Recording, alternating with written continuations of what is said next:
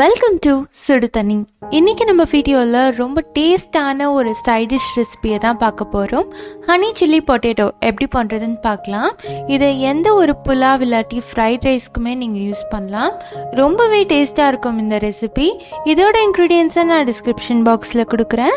இப்போ வாங்க சேர்ந்து சமைக்கலாம். நான் இன்னைக்கு 2 உருளைக்கிழங்கு தோல் சீவி எடுத்திருக்கேன். இதை நம்ம கட் பண்ணிக்கலாம். இந்த மாதிரி கொஞ்சம் குட்டியாக ஃப்ரைஸ்க்கு கட் பண்ணுற மாதிரி கட் பண்ணிக்கோங்க. நான் 2த்தையும் ஃபுல்லாக கட் பண்ணிட்டேன். இப்போ இதை கொதிக்கிற தண்ணியில் சேர்த்துடலாம். ஒரு பேன் இல்லாட்டி கடாயில் தண்ணி வச்சுட்டு நல்லா கொதிச்சதுக்கு அப்புறமா இந்த உருளைக்கிழங்கு அதில் சேர்த்துருங்க. இதில் 1/2 டீஸ்பூன் உப்பு சேர்த்துக்கிறேன். இதை ஒரு 5 நிமிஷம் நல்லா கொதிக்க வச்சிடலாம். அப்போ தான் இதில் இருக்க ஸ்டார்ச் எல்லாம் ரிலீஸ் ஆகும். இது ஃபுல்லாக வெந்துடக்கூடாது, அரைவேக்காடாக தான் இருக்கணும். 5 நிமிஷத்துக்கு அப்புறமா இதை எடுத்துடலாம். இப்போ இதை ஒரு பவுலில் சேர்த்துக்கோங்க.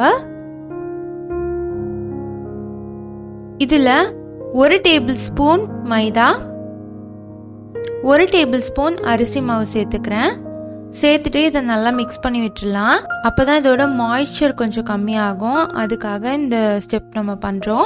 இதை நல்லா கோட் பண்ணதுக்கு அப்புறமா இது ரொம்ப தண்ணியாக சொதன்னு இருக்காது. அதுக்கப்புறமா நம்ம பேட்டர் ரெடி பண்ணி மிக்ஸ் பண்ணிக்கலாம். நல்லா கோட் பண்ணிக்கோங்க. இந்த மாதிரி கோட் ஆனதுக்கு அப்புறமா இதை தனியாக எடுத்து வச்சிடலாம். இப்போ இதே பவுல்லையே எக்ஸ்ட்ராவாக 1 டேபிள் ஸ்பூன் மைதா, 1 டேபிள் ஸ்பூன் ரைஸ் ஃப்ளார் சேர்த்துக்கோங்க.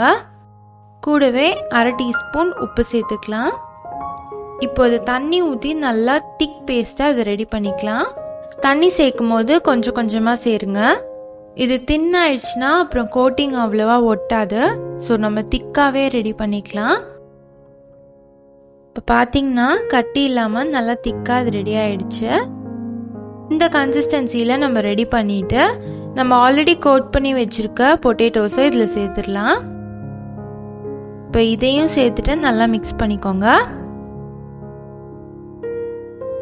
இது ரெடியாக இருக்கு. இதை நம்ம ஃப்ரை பண்ணிடலாம். அடுப்பை மீடியம் ஃப்ளேமில் வச்சுட்டு ஃபர்ஸ்ட் ஒரு பேட்ச் நான் இதில் சேர்க்குறேன். இது நல்லா ஃப்ரை பண்ணிக்கோங்க. பார்த்தீங்கன்னா ஃபர்ஸ்ட் டைம் நம்ம ஃப்ரை பண்ணும் போது கொஞ்சம் ஒயிட்டாக தான் இருக்கும். செகண்ட் டைம் நம்ம ஃப்ரை பண்ணும் போது நல்லா கோல்டனாக வந்துடும். இப்போ ஃபர்ஸ்ட் பேட்ச் நம்ம ஃப்ரை பண்ணிட்டோம். அடுத்த பேட்சையும் இதே மாதிரி ஃப்ரை பண்ணி எடுத்துக்கலாம். இப்போ இதே எண்ணெயில் மறுபடியும் நம்ம ஃப்ரை பண்ண பொட்டேட்டோஸை சேர்த்துடலாம். அதே மாதிரி நான் பேட்ச் வைஸ் வரிசையாகவே சேர்க்குறேன். ஸோ ஃபஸ்ட்டு நான் ஃப்ரை பண்ணதை முதல்ல இதில் சேர்த்துக்கிறேன். இது நல்லா கோல்டனாக வர வரைக்கும் ஃப்ரை பண்ணி எடுத்துக்கோங்க. பார்த்தீங்கன்னா சூப்பராக இது ரெடி ஆயிடுச்சு. இதை எடுத்து தனியாக வச்சுக்கலாம். இதே மாதிரி எல்லா பொட்டேட்டோஸையும் ஃப்ரை பண்ணி வச்சுக்கோங்க. இது இருக்கட்டும். அடுத்து ஒரு கடாய் எடுத்துக்கலாம். இதில் 1 டேபிள் ஸ்பூன் எண்ணெய் சேர்த்துக்கோங்க. கூடவே 4-5 பூண்டு ஃபைனாக சாப் பண்ணி இதில் சேர்த்துக்கோங்க. இதை லைட்டாக ஃப்ரை பண்ணிக்கலாம். பூண்டு நல்லா ஃப்ரை ஆனதுக்கப்புறமா இதில் ஒரு பச்சை மிளகாய் சேர்த்துக்கலாம். இது கூடவே 1/2 பெரிய வெங்காயம் சேர்த்துக்கிறேன். வெங்காயம் நிறையா சேர்க்கணும்னு இல்லை, அதனால 1/2 வெங்காயம் சேர்த்துருக்கேன். மீடியம் சைஸ் வெங்காயமாக இருந்துச்சுன்னா 1 சேர்த்துக்கோங்க.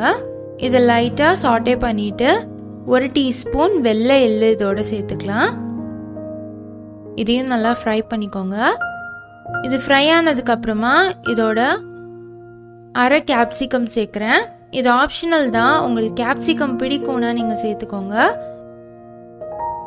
இதை லைட்டாக ஃப்ரை பண்ணதுக்கப்புறமா இதில் நம்ம சாஸ்லாம் சேர்த்துடலாம். 1 டீஸ்பூன் சோயா சாஸ் சேர்த்துக்கோங்க. 1 teaspoon chilli sauce, 1 table spoon tomato ketchup சேர்த்துக்கோங்க. இதை நல்லா மிக்ஸ் பண்ணி விட்டுடலாம். இந்த ரேஷியோவில் சேர்த்திங்கன்னா தான் உங்களுக்கு டேஸ்ட் பேலன்ஸ் கரெக்டாக இருக்கும். சில்லி சாஸ்லாம் அதிகமாகிடுச்சுன்னா அந்த புளிப்பு ஃப்ளேவரே இருக்காது. அதனால் கரெக்டாக இந்த ரேஷியோவில் சேர்த்துக்கோங்க. அடுத்து இந்த கிரேவியை கொஞ்சம் திக்காக்குறதுக்காக 1 டேபிள் ஸ்பூன் கார்ன்ஃப்ளவரில் கொஞ்சமாக தண்ணி சேர்த்து நல்லா மிக்ஸ் பண்ணிட்டு இதில் சேர்த்துக்கிறேன். ஸோ உங்களுக்கு கொஞ்சம் செமி கிரேவியாக கிடைக்கும். இந்த செமி கிரேவி கன்சிஸ்டன்சியில் இருந்தால் தான் பொட்டேட்டோவோட நல்ல கோட் ஆகும். வெறும் சாஸ் மட்டும்தான் நம்ம சேர்த்துருக்கனால பொட்டேட்டோவுக்கு கோட்டிங் பத்தாது.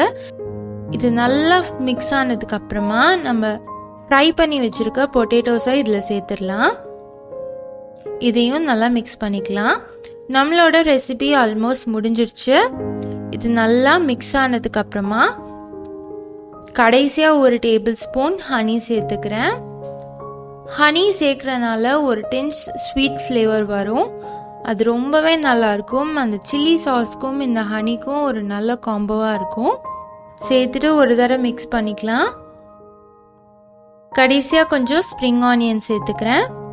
கூடவே சீசனிங்காக கொஞ்சம் வெள்ளை எள்ளை சேர்த்துக்கிறேன். அவ்வளோதான், நம்மளோட ஹனி சில்லி பொட்டேட்டோ சூப்பராக ரெடி ஆயிடுச்சு. நான் இன்றைக்கி கீ ரைஸ் பண்ணியிருந்தேன், அதோடு சேர்த்து சர்வ் பண்ணேன். ரொம்பவே அட்டகாசமாக இருந்துச்சு. நீங்கள் எந்த ஒரு புலாவ் ரெசிபி கூடயும் இதை சர்வ் பண்ணலாம், இல்லை ஃப்ரைட் ரைஸ்க்குனாலும் இது ரொம்பவே சூப்பராக இருக்கும். கண்டிப்பாக மிஸ் பண்ணாமல் ட்ரை பண்ணி பாருங்கள். இந்த வீடியோ உங்களுக்கு பிடிச்சிருந்தா லைக் பண்ணுங்கள், சுடு தண்ணி சேனலை சப்ஸ்கிரைப் பண்ணுங்கள். தேங்க்யூ.